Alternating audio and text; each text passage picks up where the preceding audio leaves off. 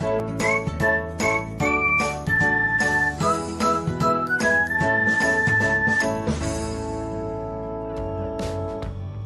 everyone, welcome back to another episode of Technologyglance. Today in this video, I'm going to guide you through how you can turn on notification of most watched reels on Instagram Lite. So let's get started. Firstly, open Instagram Lite app in your device.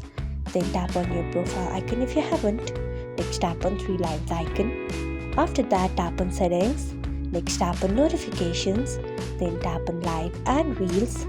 After that, scroll until you find most watched reels. Then you can see the option of on, tap on it. So this is how you can turn on notification of most watched reels on Instagram Lite. Thanks for watching. If you found this guide helpful, we would love it if you hit the thumbs up button below.